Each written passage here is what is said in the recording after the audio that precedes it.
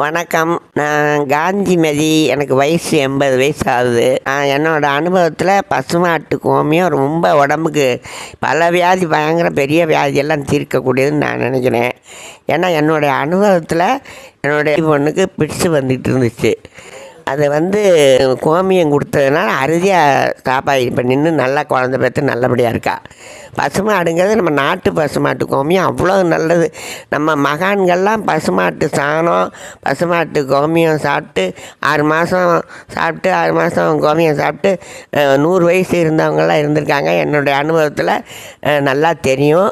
ஆனால் நாட்டு பசுமாட்டு கோமியம்தான், அந்த சாணம் தான் நமக்கு விபூதிக்கு எல்லாம் உபயோகப்படுறது. ரொம்ப ரொம்ப நல்லது. நாட்டு பசு மாடாக இருக்கணும். நாட்டு பசு மாடுங்கிறது சித்து மாடாக இருக்கும். இதில் ஜெர்சி மாடு வருது. அதில் நம்மளால் சரியாக எல்லாருக்கும் கண்டுபிடிக்கிறது கஷ்டம். அதனால் பார்த்து சாப்பிட்டோம்னா கண்டிப்பாக பசுமாட்டு கோமியம், பசுமாட்டு சாணத்தினால நன்மை உண்டு. இது எனக்கு நன்றாக தெரியும் என்னுடைய அனுபவத்தில்.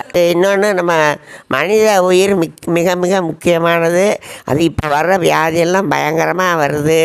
அந்த என்னுடைய 80 வயசு அனுபவத்தில் 10 வயசுலேருந்து எனக்கு விவரம் தெரியும். 70 வருஷத்துக்கு முன்னாடி எல்லாம் வியாதினா பயங்கர வியாதி, பெரியம்மை, காலரா, இது 2 தவிர வேறு வியாதி எதுவும் எனக்கு தெரிய இருந்ததில்லை. இப்போ வர்ற வியாதிலாம் புதுசு புதுசாக என்னென்னமோ வியாதியெல்லாம் சொல்கிறாங்க. அதெல்லாம் அனுபவத்தில் பார்க்கும்போது மனித உயிர் மொத்தம் யாராக இருந்தாலும் ஆண்டியிலேருந்து அரசன் வரை நல்லபடியாக இருக்கணும், 100 வயசு நோய் நொடி இல்லாமல் நிம்மதியாக இருக்கணும். அப்படிங்கிறதுக்காக தான் இதை சொல்கிறேன் நான். இதில் பழைய சாதம் ரொம்ப நல்லது. அந்த காலத்தில் சாப்பிட்ருக்காங்க. ராத்திரியில் பால் சாதம் சாப்பிட்ருக்காங்க. நல்ல சாதம் காய்கறி கூட அப்போ ஜாஸ்தி கிடையாது. நல்ல சாதம், காலையில் பழைய சாதம், ராத்திரியில் பால் சாதம் சாப்பிடுவாங்க. வடித்த சாதம் சாப்பிட்ருக்காங்க.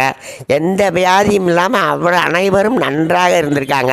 அரசர்லேருந்து ஆண்டி வர உடம்பு திடகாத்திரமாக நல்ல வியாதி இப்படி இருந்ததே இல்லை. இப்போ புதுசாக வியாதிகள் கண்டுபிடிச்சி வருது சொல்கிறாங்க.